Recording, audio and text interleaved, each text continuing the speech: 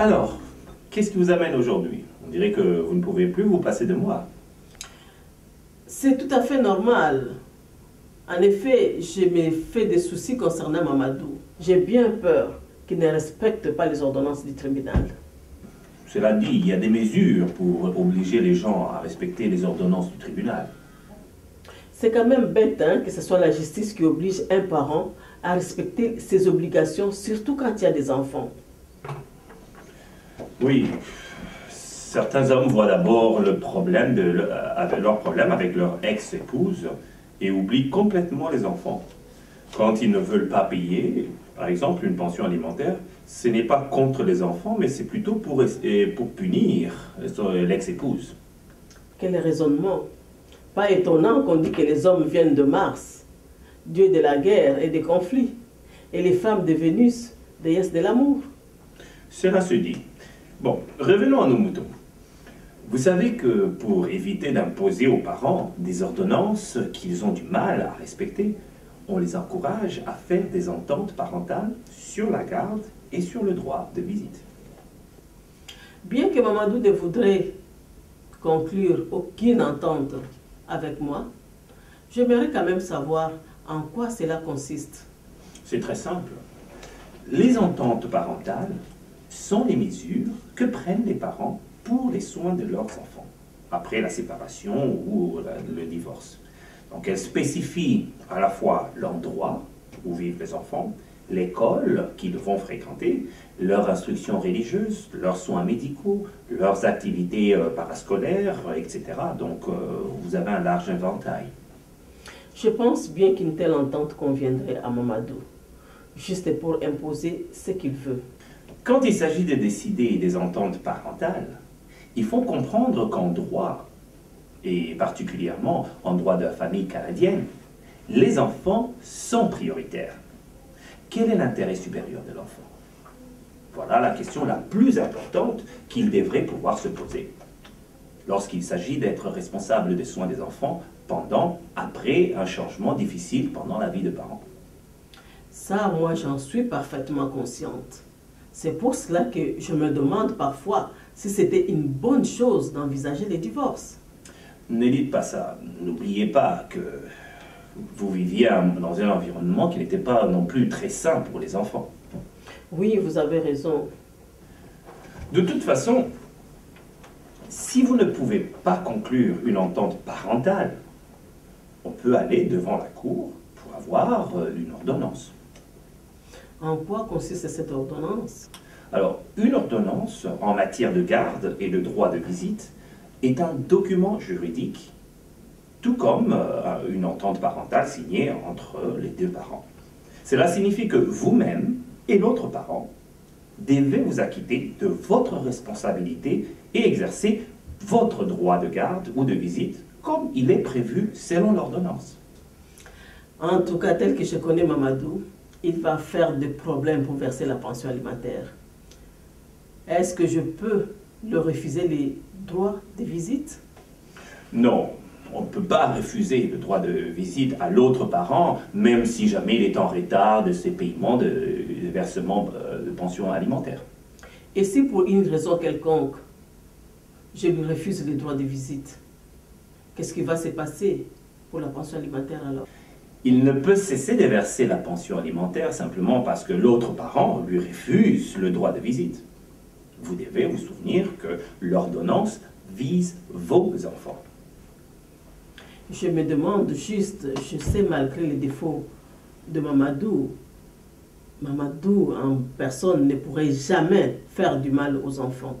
Mais si jamais j'ai peur pour leur sécurité, est-ce qu'on peut lui refuser les droits de visite?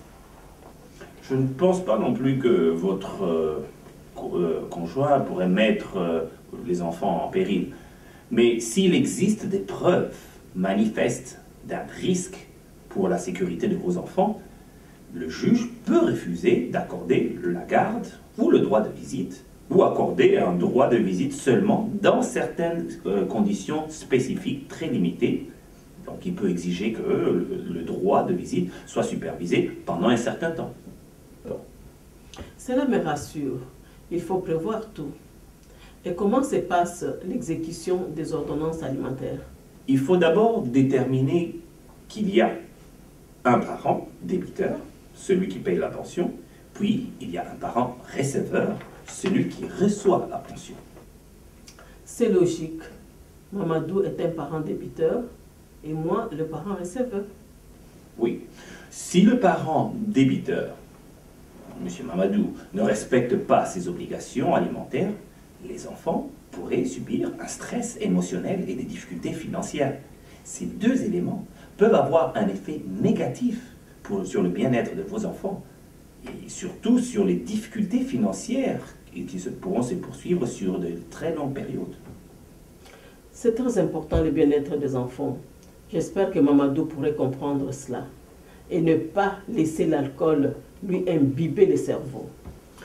C'est pour ça que, pour toutes les raisons citées précédemment, l'exécution des ordonnances et des ententes alimentaires sont essentielles. Est-ce que le gouvernement joue un rôle dans tout cela? Oui, le gouvernement du Canada entend veiller à ce que les enfants des parents divorcés ou séparés obtiennent le soin financier dont ils ont besoin et auquel ils ont tout à fait droit. Et comment fonctionne l'exécution? Il incombe principalement aux provinces et aux territoires d'exécuter les ordonnances et les ententes alimentaires.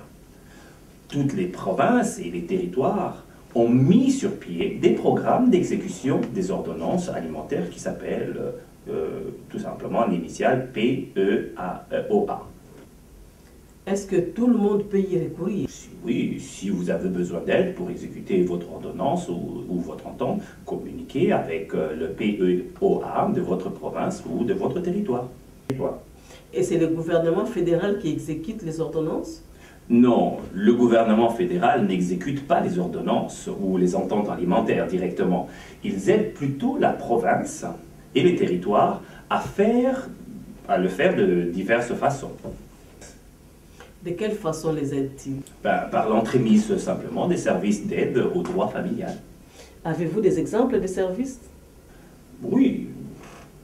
Par exemple, juste un cas parmi tant d'autres, les provinces et les territoires peuvent s'appuyer sur deux lois fédérales pour exécuter les ordonnances et les ententes alimentaires, à savoir la loi d'aide à l'exécution des ordonnances et des ententes familiales, connue sous le sigle de LAEOEF, et la loi sur la saisie, arrêt et la distraction des pensions, qui est la LSADP. La LA et la LAO. Vous voulez dire la LAEOEF? Je n'arrive pas à la dire alors que je suis professeur de... Oh, ne vous inquiétez pas pour cela, vous n'êtes pas la seule, vous savez. Je voulais juste savoir ce que cette loi fait. Donc, la LAEOEF permet au gouvernement fédéral de consulter certains fichiers fédéraux afin d'aider à retrouver les parents débiteurs qui ne respectent pas leurs ordonnances ou leurs ententes, tout simplement. Ah, c'est très bien donc si Mamadou s'enfuit en Alberta, on peut toujours les retracer. Oui, cette loi permet aussi de saisir des sommes fédérales, par exemple le remboursement d'impôts et des prestations d'assurance d'emploi qui sont dues à un débiteur. Les sommes saisies servent à payer une dette liée à la pension alimentaire. Excellent. Il a toujours eu un gros montant de retour d'impôts. Alors, au lieu de dilapider cet argent en consommation inutile, il pourrait nourrir ses enfants avec. La loi permet aussi de refuser de délivrer un passeport à certaines autorisations fédérales aux débiteurs qui omettent de façon persistante d'effectuer leur versement de pension alimentaire. Oui, c'est vraiment bien de rendre les choses difficiles à ses parents indignes. Lui qui envisageait d'aller jouer au casino à Las Vegas et Monaco, on verra comment il irait sans passeport. On dirait que vous êtes vraiment remonté contre lui. Oui. Ah oui, il y a de quoi. Il m'a dit qu'il serait un mauvais payeur des pensions alimentaires. Tout cela juste pour me nuire. Il dit que si je veux les enfants, je n'ai qu'à m'en occuper toute seule. Certains hommes peuvent être des grands enfants capricieux. C'est parfois l'impression qu'il me donne. Bref, je crois, une autre loi fédérale, non? Je ne me rappelle plus comment elle s'appelle, en quoi elle consiste. Oui, les provinces et les territoires peuvent invoquer une autre loi fédérale, la LSADP.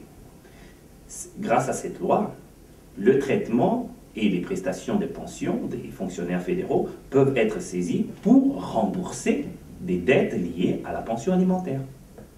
C'est juste pour les fonctionnaires ou pour tout le monde? C'est juste pour les fonctionnaires du gouvernement fédéral.